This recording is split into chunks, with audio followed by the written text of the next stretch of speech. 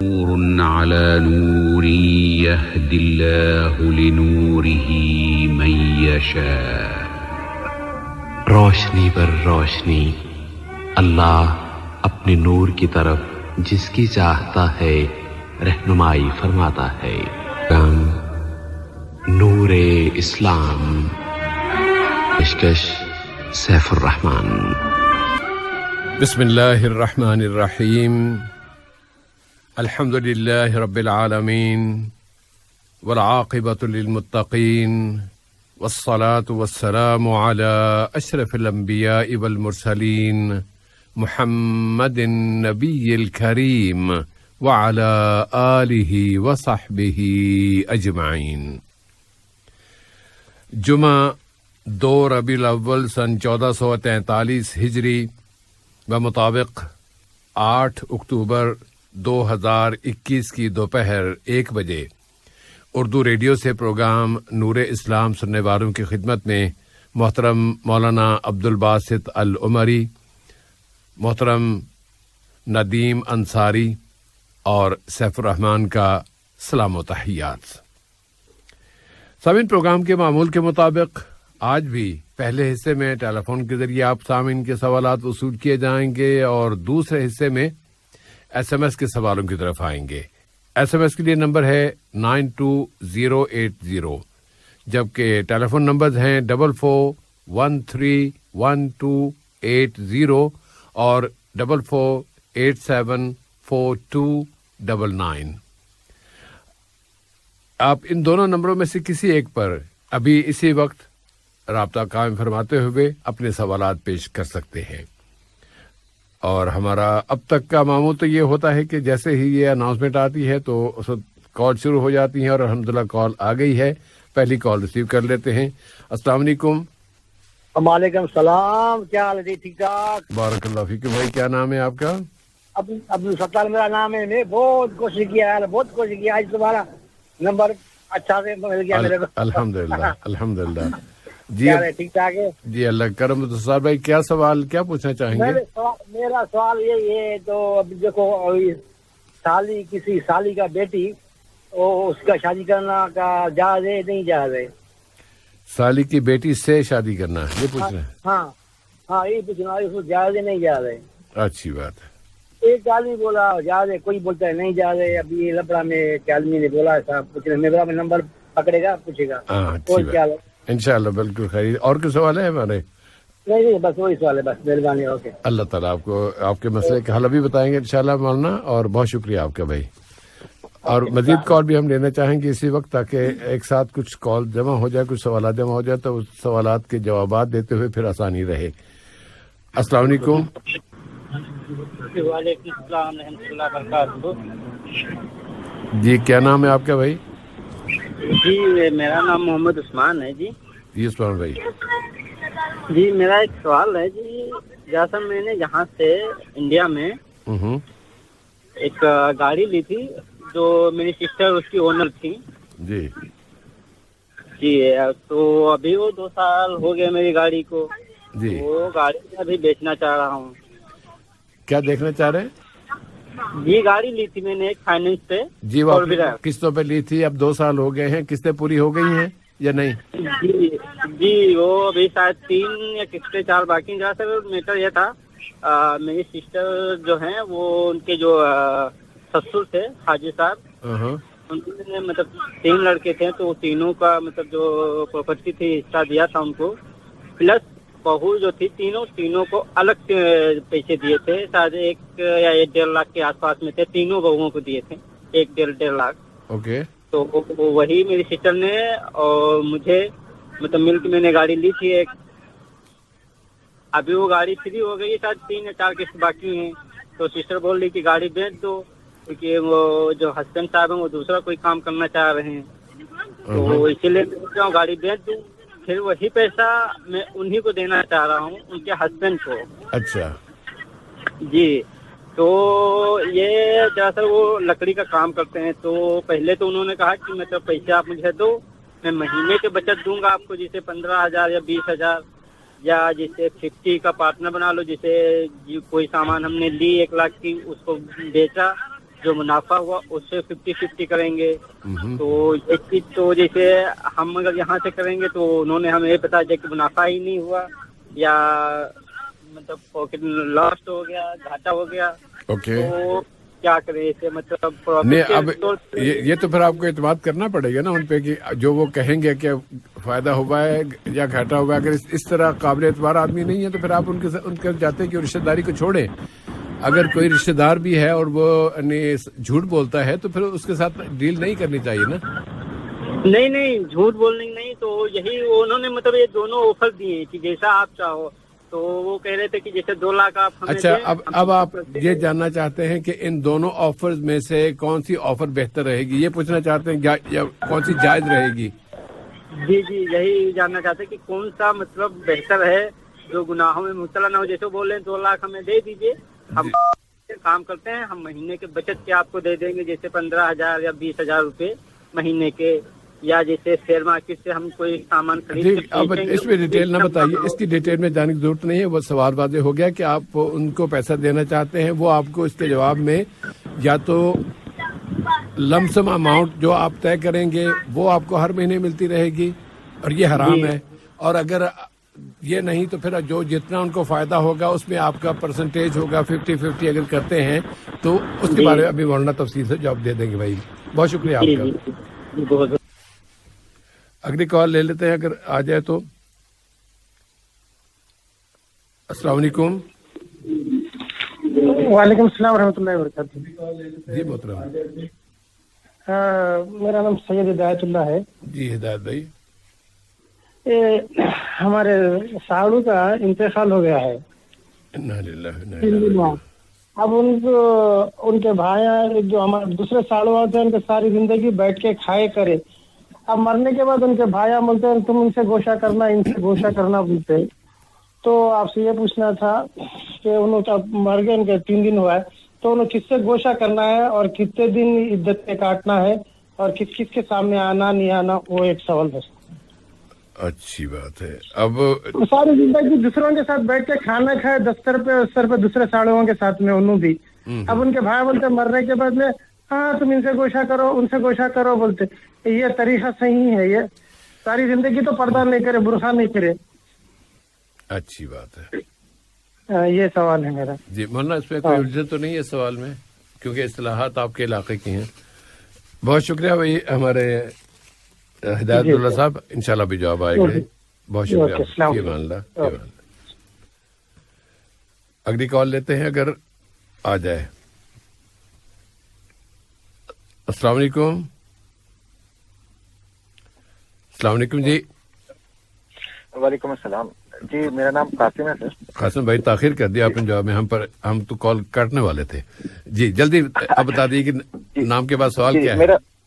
میرا پہلا سوال یہ ہے کہ جب ہم نماز پڑھتے ہیں تو نماز میں جب ہم تشہد جب پڑھ رہے ہوتے ہیں تو اس میں ہم جب شہادت کی انگلی جب اٹھاتے ہیں تو صحیح اس کا بارے میں جانا تھا کہ انگلی اٹھانے کے لیے صحیح وقت مطلب ایک ہم پڑھتے ہیں اشہد ان لا الہ الا اللہ, اس وقت اٹھانی چاہیے, یا کچھ لوگ کہتے تھے اشہد ان محمد رسول اللہ, اس ٹائم پہ اٹھانی چاہیے. اچھی بات ہے. یہ ایک سوال. اور دوسرا سوال سر سجدہ سہو کے بارے میں. اس میں بھی مجھے 2 ڈفرینٹ رائے ہیں. مطلب پاکستان میں ایک مولانا سے بات ہوئی تو وہ کہتے ہیں کہ اگر سجدہ سہو ادا کرنا ہو تو ہم تشہد جب اپنا مکمل پڑھ لیتے ہیں تو ایک طرف کو سلام پھیر کے 2 سجدے کر کے پھر دوبارہ سے تشہد اور اگر درود ابراہیم مکمل کر کے تو پھر آپ دونوں طرف سلام پھیر لیں. یہ طریقہ بہتر ہے. تو یہاں پہ مجھے مطلب کچھ لوگوں کے بارے میں اس طرح سے ہے کہ وہ مکمل آپ پڑھیں مطلب تشہد درود ابراہیمی, اس کے بعد ایک سائڈ کو سلام پھیر کے 2 سجدے کر کے تو پھر دوبارہ سلام. تو اس کے بارے میں تھوڑا سا بس یہ 2 سوال آ رہے ہیں. انشاءاللہ ابھی جواب آئے گا بھائی.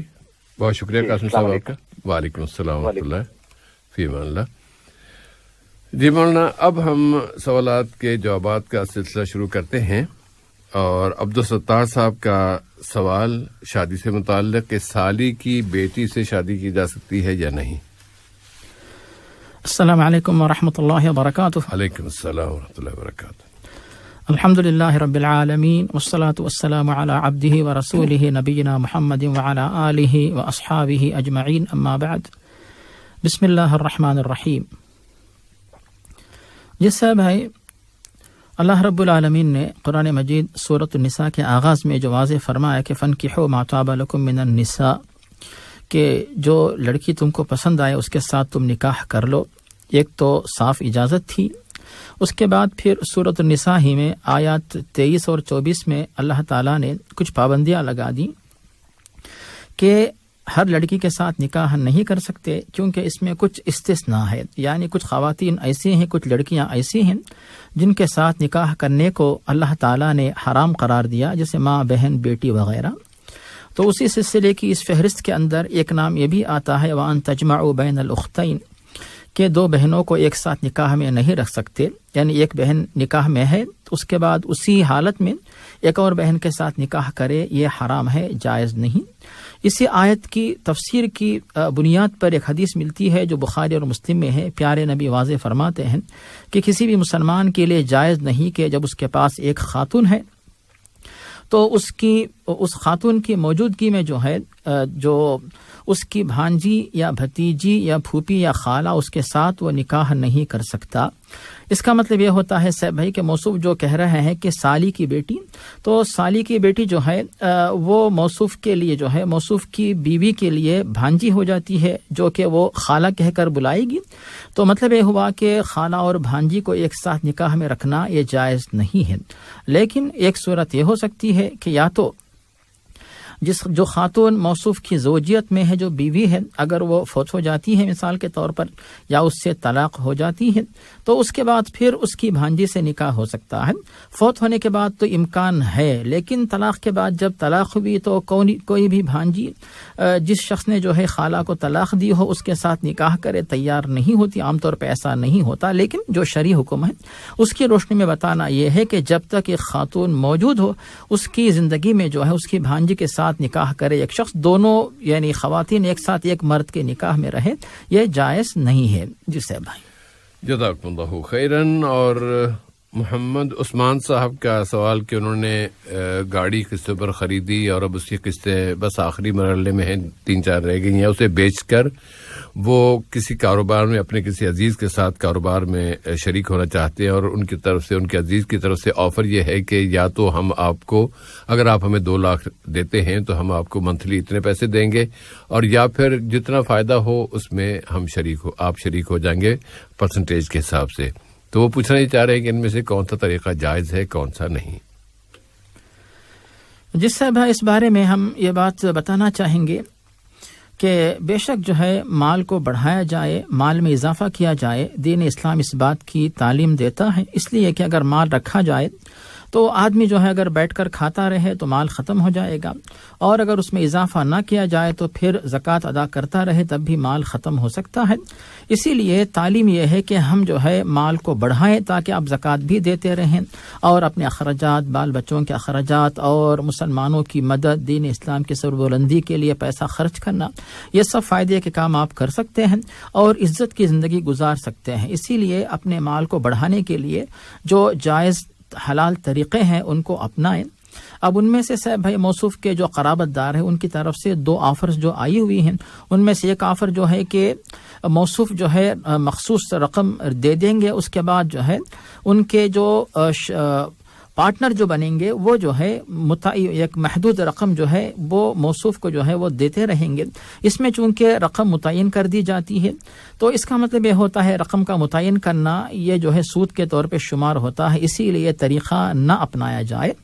اور جہاں تک دوسری بات ہے صاحب بھائی کہ جو یعنی پروفٹ اینڈ لاس کے اندر یعنی منافع اور نقصان دونوں کے اندر جو ہے اگر موصوف اور موصوف کے جو پارٹنر ہیں وہ دونوں برابر شریک ہوتے ہیں، اس کا مطلب یہ ہوتا ہے کہ جس کام میں تجارت میں پیسہ وہ لگائیں گے تو اس کے اندر اسے مضاربت کا نام دیا جائے گا کہ موصوف اپنا پیسہ لگائیں گے، موصوف کے جو رشتہ دار ہیں بہنوی یا جو بھی ہیں تو وہ جو ہے محنت کریں گے اور دونوں کے آپس میں رضامندی ہوگی کہ کتنے پرسنٹیج کے اوپر دونوں آپس میں تقسیم کر لیں گے، یا تو 50-50 یا 60-40 مثلا. تو اسی بنیاد پہ جو ہے آپس میں رضامندی ہو، آپس میں اگریمنٹ ہو، پھر اس کے بعد جو معاہدہ ہوا اسی کے مطابق آپس میں جو رقم تقسیم کر لیں، اس میں کوئی حرج نہیں ہے. تو صاحب بھائی یہ تو یعنی 2 باتیں ہوگی. تیسری بات یہاں پہ یہ ہے کہ عام طور پہ یعنی جیسا کہ موصوف کہتے ہیں کہ وہاں سے یہ جواب آ رہا ہے کہ خسارہ اور لاس ہو رہا ہے، تو ایسی صورت میں اس بزنس کو، اس تجارت کو چھوڑیں. آپ کا پیسہ اگر ہمیشہ لاس میں جاتا رہے تو پھر آپ کا پیسہ محدود ہو جائے گا، آگے نہیں بڑھے گا، اس میں جو ہے اضافہ نہیں ہوگا. اسی لیے آپ دیکھیے مارکیٹ میں اسٹڈی کیجیے، آپ لوگوں سے مشورہ کیجیے، اور جو بزنس آپ کرنا چاہتے ہیں اس میں استخارہ کریں. اس کے بعد مشورے کے بعد ایسی تجارت میں آپ قدم رکھیں، ایسی تجارت کا آغاز کریں جس میں جو ہے جو حلال بھی ہو اور اس میں اضافہ بھی ہو. اور جو رشتہ دار صاحب موصوف کے رشتہ دار تجارت جو کرنا چاہتے ہیں ان سے پوچھ لیجیے کہ آپ تجارت کون سی کرنا چاہتے ہیں، کیا اس میں کہیں منشیات تو نہیں، کہیں شراب تو نہیں، بتوں کو بیچنا کرنا ایسی کوئی چیز تو نہیں ہے. تو ان چیزوں سے اگر محفوظ ہے تجارت تو پھر اس میں آپ اس کا آغاز کریں، اس میں آپ شرکت کریں، ورنہ اسی تجارت سے اپنے آپ کو بچا کے رکھیں. اس میں سے بھائی موصوف جو کہتے ہیں کہ گاڑی کو بیچ دیا انہوں نے، اس کے بجائے بہتر یہی ہوتا، میرا اندازہ ہے کہ جیسے ابھی رقم فکس کرنے کی اجازت تو نہیں ہے، لیکن اگر موصوف گاڑی لیتے اور اس کے بعد گاڑی کسی کے حوالے کرتے اور موصوف اس گاڑی کے مالک رہتے اور جس کے حوالے کرتے ان سے یہ کہتے کہ بھی گاڑی آپ کے حوالے ہے، اب اس کے بعد آپ کسی اور کو کرائے پہ دیں گے، آپ چلائیں گے، آپ ڈرائیونگ کریں گے، نگرانی کریں گے، وہ آپ کی ذمہ داری ہے، لیکن اس گاڑی کا کرایہ ماہانہ میرے لیے فکس اتنا آنا چاہیے. تو اس طرح فکس کرنے میں کوئی حرج نہیں، جیسے مکان کا کرایہ فکس ہوتا ہے، گاڑی کا کرایہ فکس ہوتا ہے، آٹو رکشہ کا کرایہ فکس ہوتا ہے. اس میں کیا ہوتا ہے صاحب بھی کہ آدمی محنت کرے گا، ورنہ اگر آپ اس میں متعین یعنی فکس نہ کریں گے تو گھر جائے گا، سو جائے گا، صبح کہے گا کہ بھئی ہم کو کوئی کسٹمر نہیں ملا، بزنس نہیں ہوا. تو اس طریقے سے اگر آپ کریں گے تو زیادہ بہتر رہے گا، جیسے میری سمجھ میں بات آ رہی ہے. جی صاحب بھائی جزاک اللہ خیر، بہت اچھی تجویز مولانا. اب اگلی کال لیتے ہیں. السلام علیکم. السلام علیکم. وعلیکم السلام ورحمۃ اللہ وبرکاتہ. جی وسیم تبسم بات کر رہا ہوں. کیا حال ہے آپ کے؟ ٹھیک ٹھاک. بارک اللہ فیکم وسیم بھائی. الحمدللہ. میرا ایک سوال ہے. ضرور. اگر ایک شخص ہے، ایک دوست ہے میرا، جی، اس سے میں بات کرتا ہوں کسی تیسرے شخص کے بارے میں جو جس کی مارکیٹ میں یا کسی بھی حوالے سے کہ بھی اس کی ریپوٹیشن اچھی نہیں ہے، اس سے میں کہتا ہوں کہ وہ شخص سے محتاط رہو، اس نے یہ کام کیے ہیں اور تمہارے ساتھ بھی ایسا، اس نے فلاں بھی ایسا کام کیا تھا، تو کچھ اس کو آگاہ کر دیتا ہوں اس کی برائیوں کے، یعنی جو اس نے غلط کام کیے. تو کیا یہ غیبت کے زمرے میں آئے گا یا کس؟ بس یہ ایک سوال تھا، تھوڑی سی کنفیوژن ہو رہی تھی کیونکہ کسی کو محتاط کر رہا ہوں اس کے بارے میں، اس کی تھوڑی سی ہسٹری بتا کے کہ اس طرح کر کے تو یہ کیا غیبت کے زمرے میں آئے گا یا کیا؟ اچھا، اس میں تھوڑی سی وضاحت اور چاہیے ہوگی. جس فرد کو آپ آگاہ کر رہے ہیں کہ وہ محتاط رہے، کیا وہ ان کے ساتھ کوئی کاروبار کرنا چاہتے ہیں یا وہ ان کے ہاں شادی کرنا چاہتے ہیں یا ایسی کوئی یعنی کوئی ڈیل ہو رہی ہے ان کے درمیان کہ آپ ان کو متنبع کر رہے ہیں، یا بس ویسے ہی آپ نے کہا کہ جو فلاں چونکہ بہت ہے تو آپ اس کے بارے میں معلومات انہیں پہنچا رہے ہیں؟ نہیں، اس سے کسی نہ کسی طرح اس سے انٹریکشن ہے اس کے ساتھ. اوکے جی، انشاءاللہ. ہاں جی انشاءاللہ ابھی جواب آئے گا. بھائی وسیم بھائی بہت شکریہ آپ کا. اگر ابھی کوئی اور کال بھی آ جائے ساتھ میں تو ہم اسے بھی ویلکم کہیں گے. اور مولانا فوری طور پہ تو کال نہیں ہے، پھر ہم اگلے سوال کی طرف چلتے ہیں. سید ہدایت اللہ صاحب کا سوال کہ ساڑھو کا کال آ گئی ہے تو جواب لے لیتے ہیں، کال لے لیتے ہیں. السلام علیکم. وعلیکم السلام. میرا نام زکریا ہے. جی زکریا بھائی. جی میرے دو سوال ہیں. ضرور. جی پہلا سوال ہے قال لا تخافا اننی معکما اسمع و ارى، مطلب یہ کب اور کس لیے نازل ہوئی؟ صحیح ہے. قال لا تخافا اننی معکما اسمع و ارى. اچھا، موسیٰ علیہ السلام کے حوالے سے اور ان کے بھائی کے. جی اچھا، مجھے اس کا مطلب وضاحت کیجیے کہ کس لیے اور کیوں نازل ہوئی. صحیح ہے. اوکے. دوسرا سوال دوسرا سوال یہ کہ ایمان و صفائی نصف ایمان ہے، کیا یہ حدیث ہے یا کوئی ایسی وضاحت لوگوں نے بات کی ہوئی ہے؟ اچھی بات. شکریہ، بہت شکریہ آپ کا ذکر بھائی. انشاءاللہ بھی جواب آئے گا. اوکے، شکریہ بہت. فی امان اللہ جی. اور اگر کوئی اور کال ہو تو ہم اسے بھی اس وقت لے سکتے ہیں، لیکن وقفہ زیادہ ہے تو پھر نہیں. تو مولانا پھر آپ سید ہدایت اللہ صاحب کے سوال کی طرف آ جاتے ہیں. ان کا جو ساڑھو کے انتقال کے بعد پردے کا مسئلہ ان کے ہاں اٹھا ہوا ہے تو اس کو کس طرح حل کریں گے؟ جی صاحب بھائی، اس کا جواب جو ہے بالکل آسان ہے. اس کے بارے میں جو ہم نکات پیش کر سکتے ہیں، پہلی بات یہ ہے، اس کی دلیل جو ہے قرآن مجید سورۃ البقرہ کے اندر والذین یتوفون منکم یذرون ازواجا یتربصن بانفسہن 4 اشہر و 10. تو جو بیوہ ہوتی ہے خاتون، اس کی عدت کی مدت جو ہوتی ہے اس کا ذکر قرآن مجید میں بتایا گیا کہ 4 ماہ 10 دن، یہ جو قمری مہینے ہوتے عربی کے مہینے، کیونکہ انگریزی مہینے جو ہوتے ہیں ان کے حساب سے دیکھا جائے تو شاید 2-3 دن زیادہ ہو جائیں، تو جو عربی کے مہینے ہوتے ہیں قمری مہینے، اس کے لحاظ سے 4 ماہ 10 دن کی عدت جو ہوتی ہے، یہ عدت گزارنا جو ہے بیوہ خاتون کے لیے یہ حکم فرض ہوتا ہے۔ یہ ہو گئی پہلی بات۔ دوسری بات، کوئی بھی خاتون جو ہے کھانا پینا اور جو روزمرہ زندگی کے تمام کام وہ کر سکتی ہے، اور اگر کسی کی ڈیوٹی ہے اور حلال کمائی کے لیے وہی اس کا ذریعہ ہے، وہ کام بھی وہ کر سکتی ہے۔ اور تیسری بات یہ ہے کہ جن لوگوں سے وہ شوہر کی زندگی میں پردہ کرتی تھی، اور شریعت جن جن لوگوں سے پردہ کرنے کا حکم دیتی ہے، تو ان سے پردہ صرف شوہر کی زندگی ہی میں نہیں بلکہ شوہر دنیا سے جانے کے بعد بھی پردہ کرے گی۔ اور جہاں تک یعنی موصوف کو تکلیف یہ ہے کہ اس خاتون کے جو یعنی جیٹھ یا دیور جو کہ اس پر پابندی لگا رہے ہیں، اس لیے تکلیف ہو رہی ہے کہ زندگی بھر تو انہوں نے سہارا نہیں دیا، اب آ کر جو ہے اس پر پابندیاں لگا رہے ہیں، تو ان کے کہے بغیر ہی خاتون پابندی کرے، اور جو حضرات پہلے مداخلت نہیں کرتے تھے ان کے مداخلت کے بغیر ہی خاتون اگر پابندی کرتی ہے تو اس میں خاتون کا فائدہ ہے، خاتون کا ثواب ہے، خاتون خود اپنے آپ کو گناہ سے بچا سکتی ہے۔ اور جو حضرات پہلے اس میں مداخلت نہیں کرتے تھے ان کی زندگی میں، تو پھر یہ لوگ جو ہے اس وقت بھی جو ہے مداخلت کرنے کی ضرورت نہیں رہتی، کیونکہ وہ اس مداخلت کے بغیر ہی خاتون جو ہے پابندی کر رہی ہے۔ جی صاحب بھائی، یعنی پردہ جو ہے وہ موت سے پہلے بھی ہے اور موت کے بعد بھی ہے۔ جی صاحب بھائی، بارک اللہ فیکم۔ اور اس میں چونکہ وہ بار بار اس بات پہ احتجاج کر رہے تھے کہ ساری زندگی تو ایسا نہیں کیا، ساری زندگی تو مل کے کھاتے رہے، اور اب کیوں پردہ کرے، تو اس کی اگر تھوڑا سا اس کی وضاحت فرما دے تو امید ہے کہ ان کی الجھن ختم ہو جائے۔ جی صاحب بھائی، تو وہی بات سے بھائی ہم جو یہ بات بتا رہے تھے کہ خاتون جو ہے کسی یعنی اس کے جیٹھ یا دیور کی طرف سے پابندی کی جو ہے وہ محتاج نہیں رہتی، بلکہ خود جو ہے احکام شریعت کی پابندی وہ کرتی ہے۔ اسی لیے اس کے اوپر آ کر جو ہے یعنی وہ موصوف کو یہ تکلیف ہو رہی ہے کہ وہ افراد آ کر کیوں اس کے اوپر حکومت کر رہے ہیں، تو ہم یہی بتا رہے ہیں کہ کسی اور کی مداخلت کے بغیر ہی خاتون جو ہے وہ پابندی کرتی ہے، اور جو رشتہ دار ہیں وہ آ کر اس میں مداخلت کی کوئی ضرورت نہیں رہتی۔ جی صاحب بھائی، جزاک اللہ خیرن۔ اور قاسم بھائی کا سوال کہ تشہد میں شہادت کی انگلی کب اٹھانی چاہیے؟ یہ صاحب یہاں پر اس بات کی وضاحت ہم کر دیں کہ بے شک پیارے نبی صلی اللہ علیہ وسلم سے آپ کے عمل سے جو ہے اس بات کا ثبوت ملتا ہے کہ آپ نے تشہد کے اندر انگلی سے اشارہ فرمایا، یہ بات تو ہو گئی۔ اب دوسری بات جو ہے، اسے علماء نے جو ہے نماز کے احکام میں مستحب کا درجہ دیا ہے، یعنی لوگ پریشان نہ ہو جائیں کہ بھی انگلی سے میں نے اشارہ نہیں کیا، کب کیا، شروع میں کیا، آخر میں کیا، بلکہ اگر بھول ہی گیا تو اس سے پریشان نہ ہو کہ بھی نماز میں کچھ گڑبڑ ہو گئی، ایسی کوئی بات نہیں، بلکہ اس کا درجہ مستحب کا ہوتا ہے۔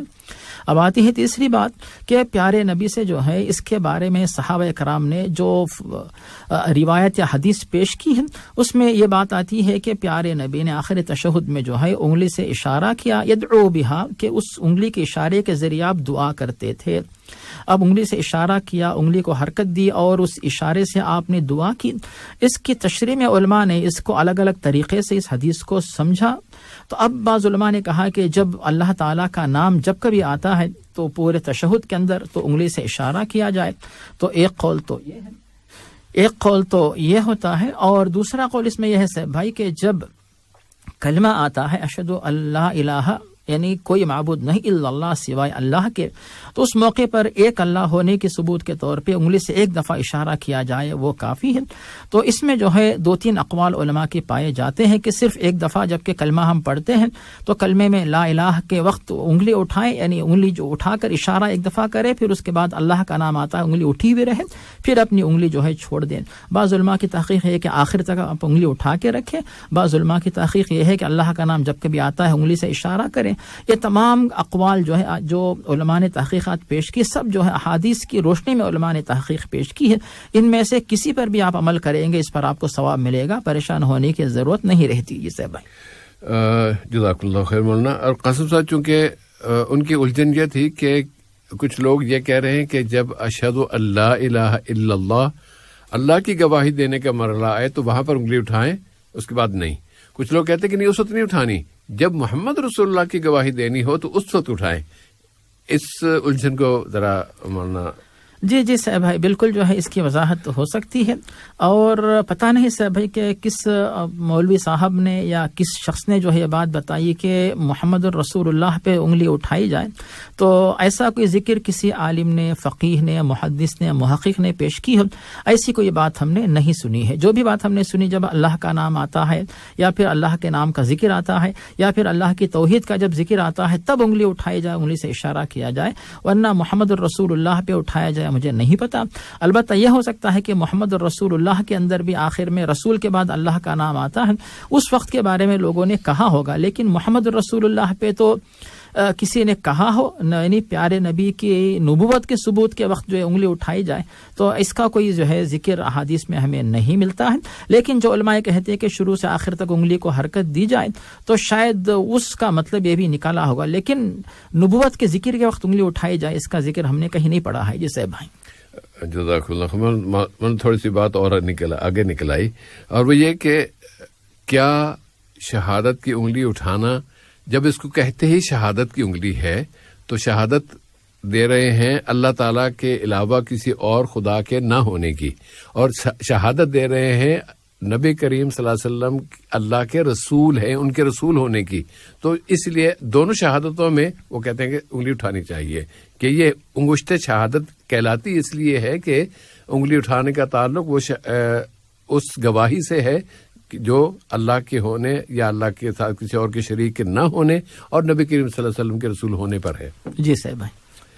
بارک اللہ فیکم. مولانا دوسرا سوال تھا قاسم صاحب کا کہ سجدہ سہو میں جو دو طریقے عام طور پہ رائج ہیں، ایک بر صغیر میں اور ایک یہاں پر، ان کی وضاحت کر دیں کہ ان میں سے کون سا صحیح ہے یا دونوں صحیح ہیں یا کیا کریں؟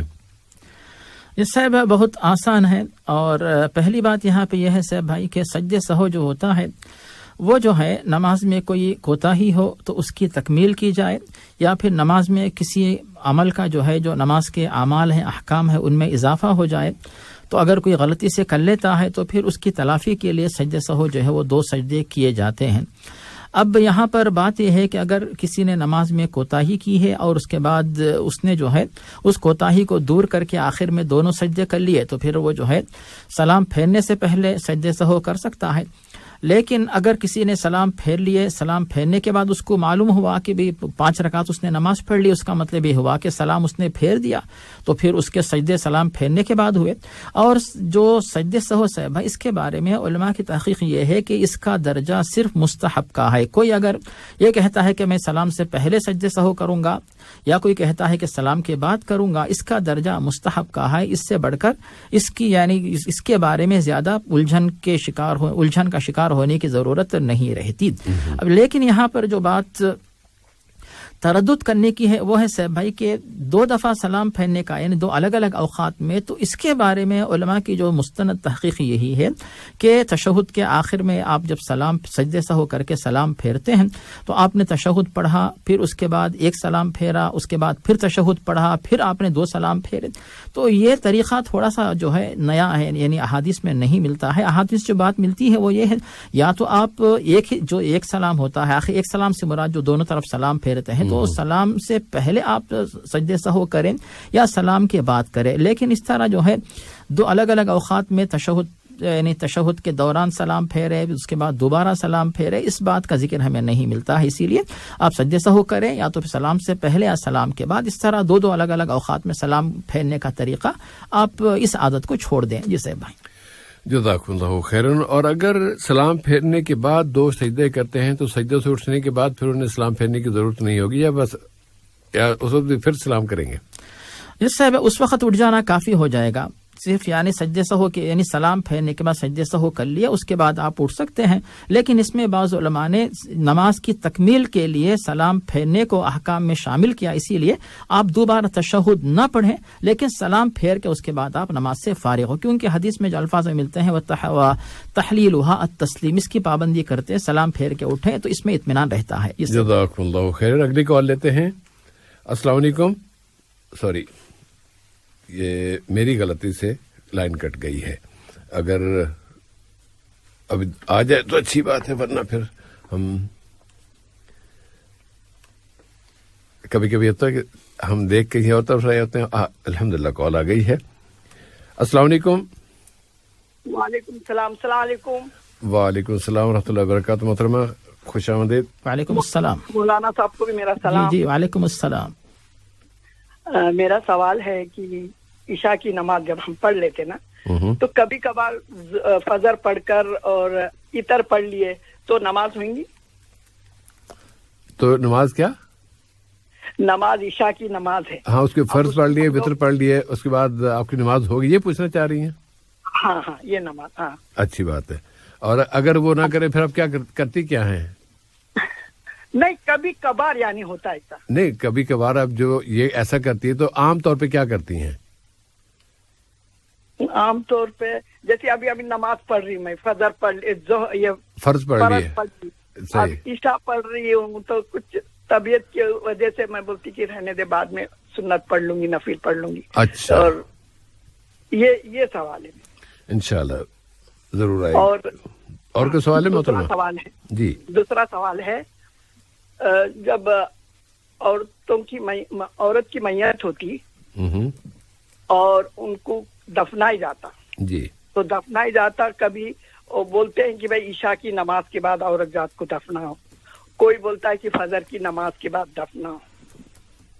اچھا تو اس کے بعد اس کو رکھنے کے بعد میت ہو جاتی، لوگ چلے جاتے، تو کتنے دیر کے بعد عذاب شروع ہوتا وہ میت پہ؟ اللہ تعالیٰ محفوظ رکھے، اللہ تعالیٰ محفوظ رکھے. اچھا وہ بھی بات برابر محفوظ رکھے. اور اچھا کوئی درندہ قبر میں سے نکالتا ہے اور کچھ ایسی باتیں ہو جاتی ہے تو وہ میت کو پھر سے ڈبل عذاب ہوئے گا؟ اچھی بات ہے. میں بولنا نہیں چاہتی کسی کا نام، مگر یہ میں نے سن کر میرے کو خود کو اتنا یہ ہو گیا، میں بولی ایسے بھی لوگ دنیا میں اللہ نے رکھا ہے، استغفر اللہ. تو وہ میں پوچھنا چاہتی کیا پھر سے ڈبل عذاب ہوئے گا اس میت کو؟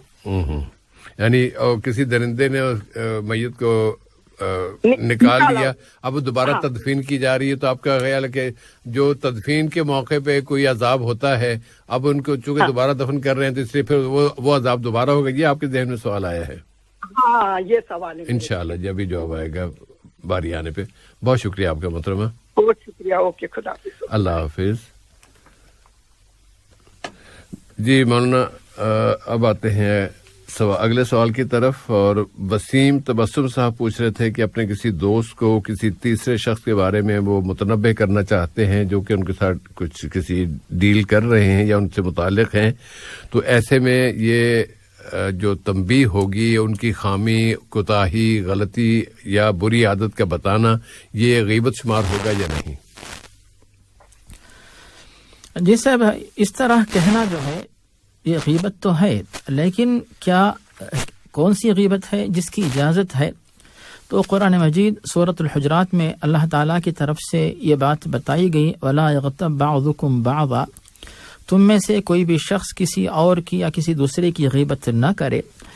یہ آیت ہے اور دیگر احادیث جن میں بتایا جاتا ہے کہ غیبت سے منع کیا گیا، تو علماء نے غیبت کو گناہ کبیرہ کے طور پر شمار کیا ہے اور اسے حقوق العباد میں کوتاہی کے طور پہ قرار دیا ہے کہ اس گناہ کو اللہ تعالیٰ بھی معاف کرنا پڑے گا اور جس کی غیبت کی گئی وہ بھی معاف کرنا پڑے گا.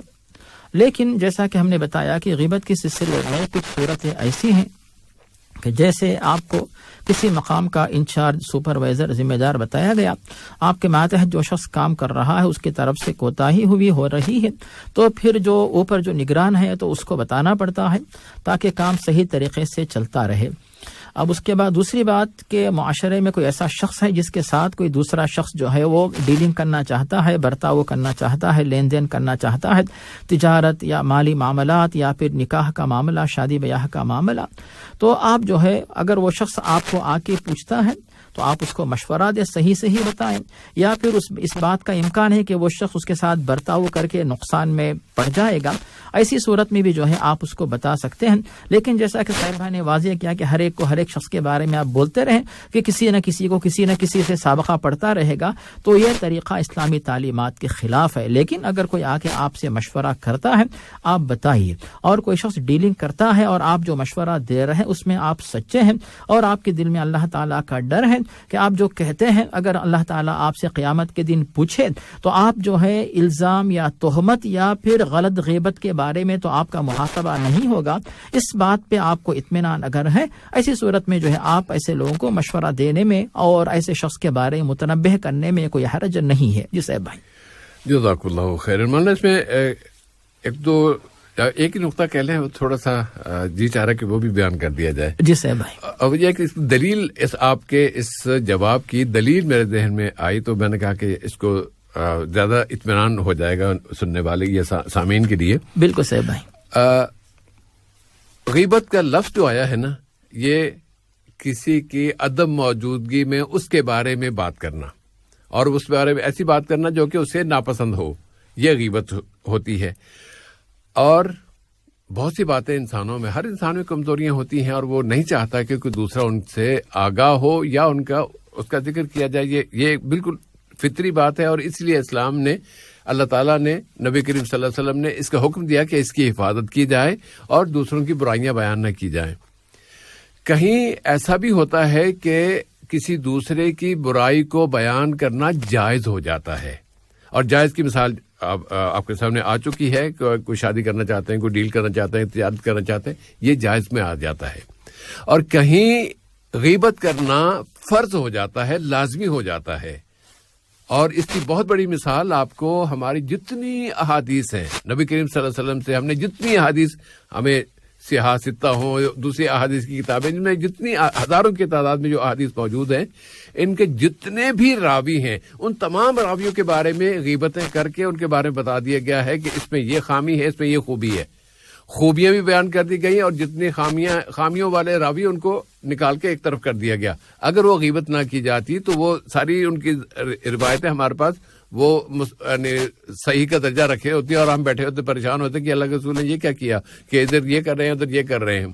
تو تقریباً 18 جلدوں میں ایک کتاب صرف راویوں کی حیاتیں، ان کے حالات زندگی کے بارے میں، ان کی خامیوں، ان کی کوتاہیوں، ان کے جرائم، وہ جھوٹا ہے، کمزور ہے، فلاں ہے، یہ ساری کمزوریاں ہم نے لکھی ہوئی ہیں۔ انہی کی بنیاد پر تو ہم نے اتنا بڑا کارنامہ سر انجام دیا ہے جو انسانی تاریخ میں کبھی نہیں، کسی شخصیت کے بارے میں نہیں ہوا، کہ ہم نے نبی کریم صلی اللہ علیہ وسلم کے تمام اقوال، آپ کے اعمال، آپ کے تقاریر، ان کو محفوظ کر دیا ہے مستند اور ٹھوس ذرائع سے۔ اور اس میں ٹھوس ذریعہ یہی ہے کہ ہم نے ہر ایک کی بات نہیں مانی، بلکہ اس کہنے والے کے بارے میں تحقیق کی کہ یہ کتنے پانی میں ہے، اور اس کی بات مانی جائے یا نہ مانی جائے۔ تو یہ ایک بہت بڑی دلیل ہے آپ کے سامنے کہ اگر آپ کے پاس کوئی فرد آتا ہے اور کہتے ہیں جی آپ مجھے میرے حق میں گواہی دے دیں کہ میں یہ سیٹ جیتنے کا حقدار ہوں، میں اسمبلی میں پہنچنے کا حقدار ہوں، آپ اس کی گواہی دے دیں، تو آپ کو پتا ہونا، آپ کو پتا نہیں ہے تو آپ اس کے بارے میں معلوم کریں کہ یہ جھوٹا ہے، سچا ہے، بے ایمان ہے، ایماندار ہے، کیسا ہے، اس کے بارے میں جس سے آپ پوچھیں گے اس کے اوپر یہ لازمی ہوگا، اگر وہ جانتا ہے کہ یار اس میں یہ خامیاں موجود ہیں تو اس کے بارے میں بتانا یہ لازمی اور فرض ہوگا، ورنہ وہ گناہگار ہوگا وہ فرد۔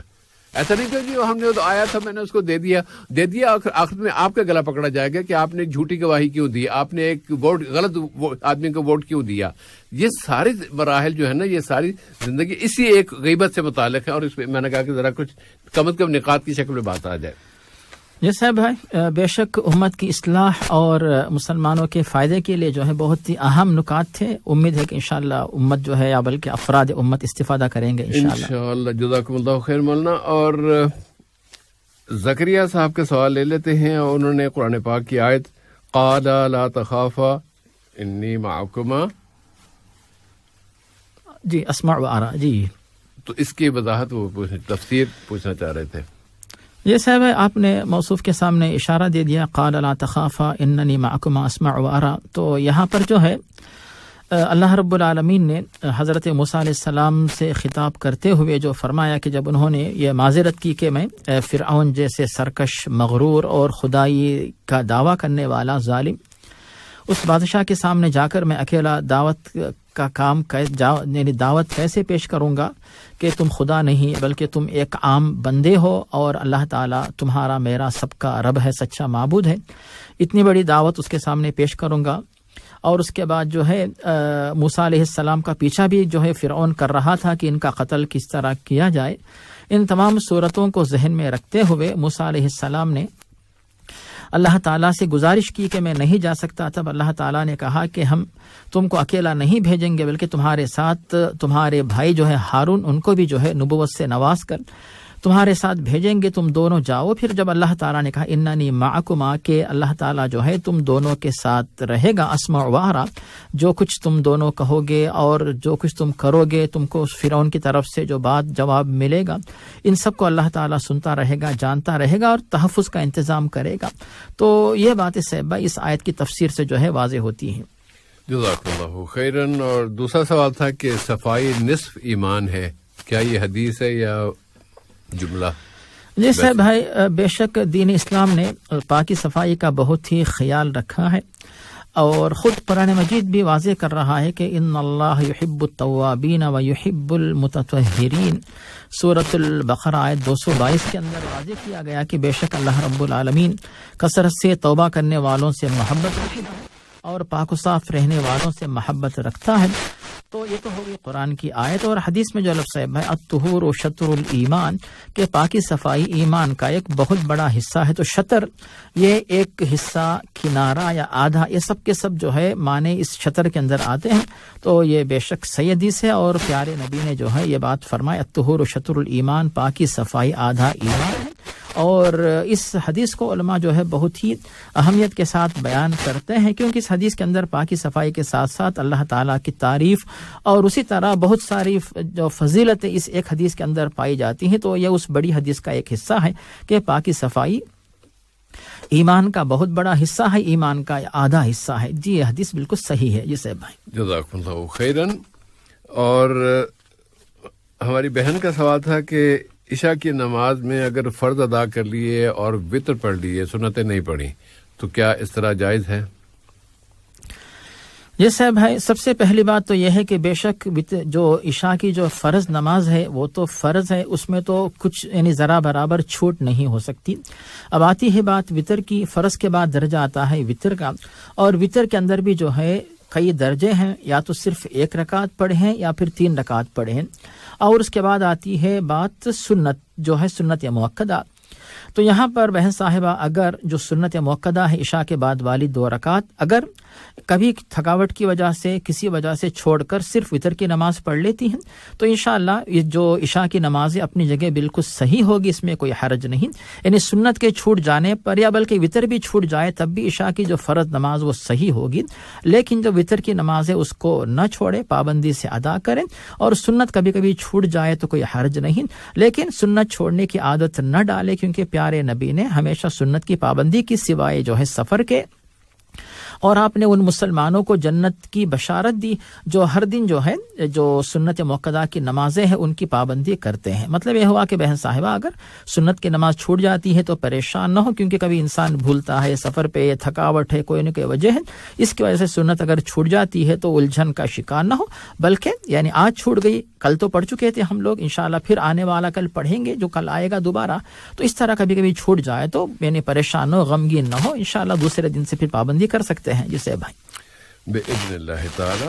اور اگر وہ فرض پڑھتے ہیں اور ایک وتر پڑھ کے سو جاتی ہیں اور اس کے بعد پھر رات میں اٹھیں اور پھر اس وقت انہوں نے سنتیں پڑھ لی، تو یہ انہوں نے گویا کہ عمل کیا حضرت سعد ابن ابی وقاص رضی اللہ تعالی عنہ کے عمل پر۔ وہ اسی طرح کیا کرتے تھے، وہ روزانہ ہی فرض پڑھتے تھے، سنتیں نہیں پڑھتے تھے، ایک وتر پڑھتے تھے، سو جاتے تھے، پھر رات میں اٹھتے تھے، پھر وہ سنتیں بھی ادا کر لے، اور جتنی اللہ تعالیٰ توفیق دیتا ہے وہ پڑھتے۔ یہ ان ایک اکلوتے صحابی ہیں جن کے بارے میں آیا کہ وہ روزانہ اس طرح کیا کرتے تھے، اور وہ ان 10 صحابہ میں شامل ہیں جن کو اللہ کے رسول صلی اللہ علیہ وسلم نے ان کی حیات میں ہی جنت کی بشارت دے دی تھی۔ جی سے بھائی۔ جزاکم اللہ خیرن. اور میت کے حوالے سے پوچھنا چاہ رہی تھی کہ کچھ پہلی بات تو یہ پوچھی گئی کہ کیا یہ بات حدیث میں موجود ہے کہ عورت کی میت کو عشاء کے بعد دفنایا جائے یا فجر کے بعد دفنایا جائے, اس کے لیے تعین کر دینا کہ فلاں وقت ہی عورت کو دفنایا جائے اندھیرے میں, یعنی اشارہ اس طرح ملتا ہے. اور دوسرا سوال یہ کہ کیا اگر میت کو سپرد خاک کیا جاتا ہے تو فوراً اس کو عذاب شروع ہو جاتا ہے, اور عذاب بس اس کے آنا ہی گویا کہ وہاں فرشتے کوڑے لے کے بیٹھے ہوئے اور ادھر آؤ جی آ کے تڑاک سے شروع ہو گئے. اور اگر کسی میت کو کسی درندے نے قبر سے باہر نکال دیا, اب اس کی دوبارہ تدفین کی جا رہی ہے, تو پھر وہی عمل تو ان کے ساتھ دہرایا جائے گا. اس طرح کا ان کا تصور یا ان کا خیال تھا یا ان کی معلومات تھیں, اس کی وضاحت فرما دیجیے مولانا.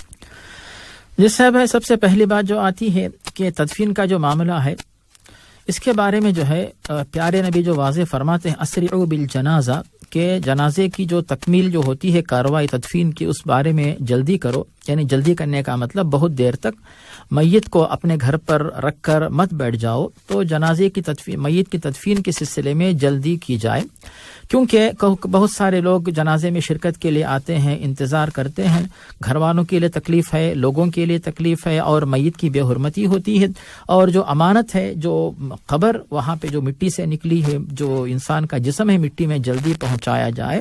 اور دوسری بات یہ ہے کہ اس کی وجہ سے جو ہے جسم سڑ جانے کا, پھٹ جانے کا, اور پھر بدبو آنے کا, بیماری پھیلنے کا اندیشہ رہتا, کئی باتیں. اسی لیے جلدی کرنا یہ زیادہ ثواب کا کام ہے, تو اس میں تاخیر نہ کریں. یہ ہو گئی پہلی بات. اور جہاں تک دن یا رات کی بات ہے صاحبہ, اس میں مرد یا عورت کی کوئی تحدید نہیں ہے, جب کبھی موقع ملے فوراً کریں, رات کا انتظار نہ کریں. بے شک یہ بات ہمیں ملتی حضرت فاطمہ زہرا رضی اللہ تعالیٰ عنہا نے, وہ ماشاءاللہ شرم حیا میں بہت بڑی جو ہے وہ ماشاءاللہ یعنی ان کے پاس بہت بڑا نمونہ تھا. تو ان کی ایک وصیت تھی کہ انہوں نے سب سے پہلے کہا کہ ان کا جو ڈولا اٹھایا جائے گا تو اس کے اوپر چادر ڈالی جائے, تاکہ میت کے جسم کے نشیب و فراز بالکل ان کا احساس کسی کو نہ ہو, اور کسی کو معلوم ہی نہ ہو کہ میت مرد کی ہے یا عورت کی ہے. اور اسی طرح جو ہے رات میں لے جایا جائے. تو یہ ان کی وصیت تھی. تو اس وصیت کے مطابق اگر عمل کیا جائے اور تاخیر نہ ہو, اس میں کوئی حرج نہیں. لیکن اگر کسی عورت یا کسی خاتون کی میت اگر دن میں دفن کی جاتی ہے, اس کی تدفین ہوتی ہے, اس میں کوئی حرج نہیں ہے. تو یہ بات تو ہوگی صاحب بھائی رات و دن کے سلسلے میں. اور جہاں تک محاسبے کی بات ہے صاحب بھائی, جیسے ہی تدفین عمل میں آتی ہے اس کے بعد جو ہے جو حدیث کے اندر جو الفاظ ہمیں ملتے ہیں وہ یہ ہے کہ جب میت شخص کی روح جو ہے وہ نکالی جاتی ہے, اگر وہ مسلمان ہے اور نیک ہے, اس کو بھی جو ہے فرشتے لے کے جاتے ہیں, لیکن جنت کا کفن ان کے ساتھ ہوتا ہے. اس کے بعد اس کی روح کو جو ہے آسمانوں کی طرف لے جایا جاتا ہے. اس کے بعد اللہ تعالیٰ اس روح سے جو خوش رہتا ہے تو دوبارہ اسے جو ہے واپس اس کی قبر کی طرف لوٹایا جاتا ہے. اور اگر وہ میت بری ہے, برے شخص کی اگر وہ روح ہے, تو اسے آسمان کی طرف سے لے جایا جاتا ہے, لیکن جہنم کا یعنی گندا کفن اسے لپیٹا جاتا ہے. فرشتے اسے گندے کفن میں لپیٹتے ہیں, اور اللہ تعالیٰ کی طرف سے اس کے بارے میں نفرت اور ناراضگی ظاہر کی جاتی ہے, پھر اسے اس کی قبر کی طرف لوٹایا جاتا ہے. اس کے لیے کتنا وقت لگتا ہے, کیا وقت ہوتا ہے, اس کے بارے میں ہمیں تو معلوم نہیں ہوتا, کیونکہ آخرت کے مرحلے کی بات ہے. لیکن یہ بات ہے صاحب بھائی کہ تدفین کے بعد بعض صحابہ کرام یہ وصیت کیا کرتے تھے کہ تم لوگ اتنی دیر تک میری قبر کے پاس رہ کر دعائیں کرنا, جتنی دیر ایک اونٹ کو ذبح کر کے اور اس کی جلد اتار کے گوشت کاٹ کے تقسیم کرنے میں وقت لگتا ہے, یعنی آدھے گھنٹے سے 1 گھنٹے تک کا وقفہ جو ہے, اتنی دیر تک تم لوگ میری قبر کے پاس رہ کر میرے حق میں ثابت قدمی کی دعا کرنا. تو مطلب یہ ہوا کہ, اور پیارے نبی خود واضح فرماتے ہیں کہ سلوا لاخیکم التثبیت فانہ الآن یسأل. تدفین کے بعد پیارے نبی صحابہ کرام کو تاکید کرتے ہیں کہ اب تم لوگوں کے بھائی سے محاسبہ ہو رہا ہے, لیکن اس کے جو سوالات ہونے والے اس کے سامنے, ان سوالات کے صحیح جوابات میں اس کو ثابت قدم ہونے کے لیے دعا کرتے رہو. تو اس طرح سے بھائی یعنی محاسبہ کب شروع ہوتا ہے تو اللہ تعالیٰ ہی جانتا ہے, لیکن ہم جو کام کر سکتے ہیں وہ یہی ہے کہ تدفین مکمل ہونے کے بعد میت کے حق میں ثابت قدمی کی دعا کرے, رحمت و مغفرت کی دعا کرے, سوالات کے صحیح جوابات دینے کے لیے دعا کرے, اور جنت کو جو خبر ہے اسے جنت کی کیاری بنانے کے لیے دعا کرے, جہنم کا گڑھا نہ بنانے کے لیے دعا کر کے وہاں سے فارغ ہو. تو یہ تو ہوگی صاحب بھائی دوسری بات. اور تیسرا حصہ جو ہے, اگر کسی میت کو درندے نے باہر نکال دیا مثال کے طور پہ, اس میں اگر کسی جو تدفین کا کام انجام دینے والے جو لوگ ہیں ان کی طرف سے کوتاہی ہوئی تو وہ گنہگار ہوتے ہیں، کیونکہ یہ امانت داری ان کے ذمہ ہوتی ہے کہ میت کی حفاظت کی جائے اور اسے اس طرح احتیاط سے تدفین کی جائے کہ میت کو نہ کوئی انسان نہ جانور کوئی بھی جو ہے، یہاں تک کہ اگر پانی بھی آ جائے بارش وغیرہ ہو تو میت ظاہر نہ ہو، اور اگر میت ظاہر ہوتی کسی وجہ سے تو اسے فوراً اسے جو ہے مٹی ڈال کر اس کی حفاظت کی جائے۔ تمام ذمہ داریاں امت کے اوپر عائد ہوتی ہے، فرض کفایہ ہے، اس میں کوتاہی کرنا گناہ کبیرہ، اس بات کی اجازت نہیں ہے۔ لیکن تمام احتیاط کرنے کے باوجود اگر کسی درندے نے میت کو باہر نکالا، اس کے بعد پھر دوبارہ اس کو جو ہے دفن کیا گیا، تو اس کے اندر جو ہے اس کا محاسبہ ایک بار ہوگا، دو بار ہوگا، کتنی بار ہوگا، ان تمام باتوں سے اللہ تعالیٰ واقف ہے۔ اور جو نیک جو مسلمان اس کی روح اگر ہے تو اس کے بارے میں تو جنت میں یعنی قبر میں آرام ہوگا، لیکن جو برا شخص ہے اس کے ساتھ عذاب کتنا ہوگا، اس کی برائی کے اوپر یہ معاملہ موقوف رہتا ہے کہ برائی زیادہ ہے، بڑی ہے، قابل معافی نہیں ہے، اس نے معافی نہیں مانگی یا اس کی طرف سے لوگوں نے دعا نہیں کی، دعا نہیں کر رہے ہیں، تو پھر سزا جو ہے زیادہ ہوگی، سزا یعنی بار بار ہوتی رہے گی اور بہت لمبی مدت تک ہوتی رہے گی۔ ورنہ گناہ تھوڑے تھے اور اللہ نے معاف کر دیا، یا پھر وہ گناہ معافی کے قابل نہیں تھے، اللہ تعالیٰ نے معاف نہیں کیا، یا لوگوں نے دعا نہیں کی مثلا، تو پھر سزا جو ہے وہ جاری رہتی ہے۔ کب تک کتنی جاری رہے گی اس کے بارے میں صرف اللہ تعالیٰ ہی جانتا ہے۔ جس سے بھائی جزاکم اللہ خیرن۔ اب ہم آتے ہیں ایس ایم ایس کے سوالوں کی طرف۔ محمد ذوالقرنین صاحب کا سوال یہ ہے کہ یہ جو کہا جاتا ہے کہ رزق عورت اور اولاد مرد کی قسمت سے ہوتی ہے، کیا یہ جملہ صحیح ہے؟ جس سے بھائی اس جملے کے بارے میں موصوف متردد کیوں ہیں؟ یعنی یہ الفاظ، اس طرح کے الفاظ تو یعنی پیارے نبی نے نہیں بتائے کہ بیوی، بچے، روزی، رزق مثلا، لیکن جو بات ہمارے سامنے بتائی گئی وہ ہے کہ جب جبریل علیہ السلام جو ہے پیارے نبی کے پاس ایک صحابی کی شکل میں آ کر پیارے نبی کے سوالات کے یعنی خود سوال کرتے ہیں، اور جو ہے پیارے نبی جب جواب دیتے ہیں تو پھر کہتے ہیں کہ ہاں آپ نے اچھا بالکل صحیح جواب دیا، تو ان سوالات میں سے ایک سوال یہ ہوتا ہے کہ اخبرنی عن الایمان، ایمان کے بارے میں آپ مجھے بتائیے۔ تب پیارے نبی نے جو ایمان کے ارکان بتائے تو ان ارکان کے آخر میں آپ نے یہ ذکر کیا کہ وَتُؤْمِنَ بِالْقَدْرِ خَيْرِهِ وَشَرِّهِ، کہ تم کو چاہیے کہ ایمان رکھو تقدیر پر، چاہے بھلائی ہو یا پھر بھلائی نہ ہو، ہر حالت میں تقدیر پر ایمان رکھو، یعنی اس کا علم اللہ تعالیٰ کو ہے کہ تمہارے ساتھ بھلائی ہوگی یا بھلائی نہیں ہوگی، ان تمام باتوں کا علم اللہ تعالیٰ کے پاس ہے۔ تو ایسے بھائی اس حدیث کی روشنی میں بات واضح ہوتی ہے کہ تمام باتوں کا علم اللہ تعالیٰ کے پاس ہے، اس کے اندر انسان کی جو عمر ہے اور انسان کو ملنے والی بیوی، انسان کو ہونے والے بچے، انسان کو حاصل ہونے والی روزی، اور انسان جو ہے کب تک زندہ رہے گا، کب فوت ہوگا، کہاں پہ اس کی خبر ہوگی، تو ان تمام باتوں کا علم اللہ تعالیٰ کے پاس پہلے سے ہے۔ لیکن صاحبہ اس کا مطلب یہ نہیں ہوتا کہ چونکہ اللہ تعالیٰ کے پاس علم ہے تو ہم خاموش بیٹھ جائیں۔ کوئی بھی بندہ اس طرح نہیں کرتا ہے، بلکہ رزق حاصل کرنے کے لیے محنت کرتا ہے، اور شادی کرنے کے لیے لڑکی کو تلاش کرتا ہے، اور بہتر سے بہتر لڑکی سے نکاح کرنے کی کوشش کرتا ہے، اور اس کے بعد نکاح جو ہے یہ شادی کا یعنی اولاد کے حصول کا ایک ذریعہ ہے، ان تمام اسباب کو اپناتا ہے۔ اس کے بعد پھر اسے جو ہے بیوی اور روزی اور بچے وغیرہ یہ سب چیزیں حاصل ہوتی ہیں۔ تو یہ نہیں کہا گیا کہ خاموش بیٹھ جاؤ، ورنہ سے یہی ہوگا، ہر شخص یہی کہے گا کہ بھئی مجھے خود بخود اولاد ہو جائے، کیونکہ ہم سب تو آدم کی طرح تو نہیں کہ آدم تو اکیلے تھے، خود بخود جو ہے ان کے جسم سے جو ہوا نکل کر آ گئی، اور سب کی سب خواتین حضرت مریم کی طرح تو نہیں کہ بغیر شوہر کے عیسیٰ علیہ السلام پیدا ہوئے، ایسا تو نہیں ہے، بلکہ ہر انسان کو کہا گیا کہ وہ شادی کرے اور اولاد ہوگی اور محنت کرے، اور اللہ تعالیٰ نے خود بتایا کہ فسعوا الی ذکر یعنی فانتشروا فی الارض وابتغوا من فضل اللہ، کہ اللہ تعالیٰ کی روزی تلاش کرو۔ ہر انسان کے ذمہ یہ ہوتا ہے کہ وہ روزی کے لیے محنت کرے، اس کے بعد روزی حاصل کرے۔ اور بخاری اور مسلم میں مقدام نامی صحابی سے مروی ہے کہ سب سے بہترین کمائی وہ ہے جو انسان اپنی محنت سے حاصل کرتا ہے۔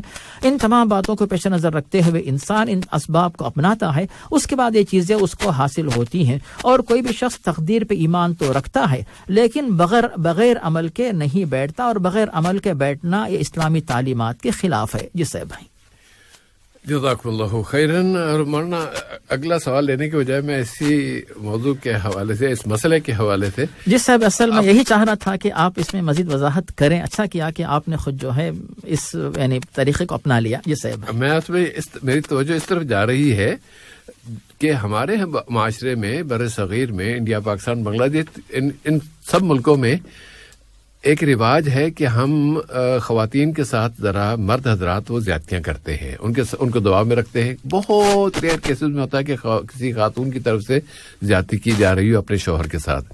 زیادہ تر زیادتیاں شوہروں کی طرف سے ہوتی ہیں یا مردوں کی طرف سے ہوتی ہیں عورتوں کے ساتھ. اب یہ جملہ جو کہا گیا کہ رزق جو ہے وہ تو عورت کی وجہ سے ہوتا ہے اور اولاد جو ہے وہ مرد کی وجہ سے, یہ کسی ایسے ظالم چودھری یا وڈیرے یا کسی ساہوکار یا زمیندار کی طرف سے آیا ہے کہ جس کے پاس پیسہ, دولت, اس کے اولاد موجود ہے, لیکن اچانک بیچارہ مالی مسائل کے شکار ہو گیا. تو ان کا دیکھو یہ جو کچھ ہوا ہے نا, یہ تمہاری نحوست کا نتیجہ ہے. تم جب سے آئی ہو یہ میری دولت کم ہوتی جا رہی ہے. اور اللہ تعالیٰ نے یہ کہہ دیا ہے, اور یہ ہم مسلمانوں میں یہ بات ہے کہ اگر رزق میں کمی ہوگی تو اس کی ذمہ دار عورت ہوتی ہے. اور یہ جو میرے اتنے بچے ہیں نا, یہ تو یہ مرد کی وجہ سے ہوتے ہیں. یہ میری اولاد ہے, یہ میرا کارنامہ ہے, وہ تمہارا کارنامہ ہے. یہ اس طرف جا رہا ہے یہ جملہ. اس لیے اسلام اس جملے سے بری ہے. اسلام اس چیز کو نہیں کہتا کہ فلاں کی ذمہ دار عورت ہے, یہ فلاں کے, دونوں بھی ہو سکتے ہیں اور دونوں نہیں ہو سکتے. قسمت میں اگر اللہ تعالیٰ نے جو قسمت ہر ایک کی لکھی ہوئی ہے نا, اس کا بھی اس میں دخل ہوتا ہے, اور بیماریوں کا بھی اس میں دخل ہوتا ہے, اور کوتاہیوں کا بھی اس میں دخل ہوتا ہے. کسی ایک صنف کو اس کا مقرر کر دینا یا اس کا یعنی اختیار دے دینا کیا اس کی وجہ سے, چونکہ یہ مرد ہے اس لیے اس کی ماشاء اللہ جی بچوں کی لائن لگی ہوئی ہے, 18 بچے ہو گئے. اور چونکہ یہ عورت ہے اس لیے جتنی مشکلات آ رہی ہیں, مالی مسائل آ رہے ہیں, قرضہ چڑھتا جا رہا ہے, مہنگائی ہوتی جا رہی ہے, اور آج ضرورتیں پوری نہیں ہو رہی ہیں, اس کی ساری ذمہ داری یہ خاتون ہے. یہ غیر اسلامی تصور ہے, ظالمانہ تصور ہے. اس تصور کو اپنانے والے, اس تصور پر یقین رکھنے والے, اس تصور کو عام کرنے والے سبھی افراد قیامت کے روز اللہ تعالیٰ کے ہاں جواب دہ ہوں گے, اور ان سے پوچھا جائے گا کہ تم نے یہ مبارک قول, حدیث, قرآن پاک کی یہ آیت تم کس قرآن سے لے کے آئے ہو, اور کس حدیث سے لے کے آئے ہو, اور کس مولانا نے تم کو بتایا تھا, تاکہ وہ سب کے سب لائن حاضر ہو جائیں, اور ان کو پھر پوچھا جائے کہ یہ تم نے کون سا دین دیا تھا لوگوں کو. اللہ تعالیٰ دین ہمیں سیکھنا ہے تو قرآن پاک اور اللہ کے رسول صلی اللہ علیہ وسلم کی احادیث مبارکہ, ان دونوں میں نہ ملے تو پھر اس کے بعد اگلے مراحل شروع ہوتے ہیں. نہ یہ کہ جو مولانا نے کہہ دیا, یہ مولانا فرماتے ہیں, حضرات فرماتے ہیں, یہ کسی حضرات کا فرمایا ہوا نہیں ہے, یہ کسی جاہل کا قول, کسی ظالم کا قول ہے. اس سے بچنا چاہیے. اس طرح سے ہم اپنے پروگرام کے آخری مرحلے میں پہنچ گئے ہیں, اور جس طرح کہ آپ جانتے ہیں ہم وقتاً فوقتاً اپنے ساتھیوں کی, اپنے سامعین کی, خود اور ان سب سے پہلے خود اپنی توجہ سے مبذول کراتے ہیں کہ ہماری امت جس کے بارے میں اللہ تعالیٰ نے ہمیں حکم دیا ہے کہ تم ایک امت کا حصہ ہو, اس امت کے تصور کو کبھی بھی کمزور نہیں ہونے دینا چاہیے. اس کو وہ تو انڈین ہے نا, وہ تو کشمیری ہے نا, وہ تو پاکستانی ہے نا, وہ تو بنگلہ دیشی ہے نا, وہ تو نیپالی ہے, یا وہ تو عربی ہے اور وہ غیر عربی ہے. یہ جو ساری تقسیمیں ہم نے کی ہوئی ہیں نا, ان کو صرف تعارف کی حد تک ہونا چاہیے. تعارف سے آگے ان کی کوئی اہمیت نہیں ہے. اصل اہمیت جو ہوگی وہ یہ ہے کہ آیا وہ کلمہ پڑھنے والا ہے, کلمہ گو ہے, وہ ہماری ہے. کلمہ گو نہیں ہے تو پھر وہ ہم میں سے نہیں ہے, چاہے وہ ہمارے اپنے خونی رشتے میں ہی کیوں نہ شامل ہو. اس سے پھر ہم وہ تعلق ہم نہیں رکھ پائیں گے جو کہ ایک کلمہ گوز کے ساتھ ہمیں رکھنا چاہیے, کہ اس لیے کہ اللہ اور اس کے رسول صلی اللہ علیہ وسلم نے ہمیں آپس میں جوڑا ہی اس کلمے کی بنیاد پر ہے. جو کلمے سے شریک ہے کلمے میں, وہ ہمارا بھائی ہے, وہ ہمارا رشتہ دار ہے. جو نہیں ہے تو پھر وہ نہیں ہے. اللہ تعالی ہمیں توفیق دے کہ ہم اس بنیادی بات کو سمجھ سکیں. سبحانک اللہم و بحمدک, نشہد ان لا الہ الا انت, نستغفرک و نتوب الیک. اگلی ملاقات تک کے لیے السلام علیکم ورحمۃ اللہ وبرکاتہ, وصلی اللہ علی نبینا محمد وعلی آلہ وصحبہ وبارک وسلم.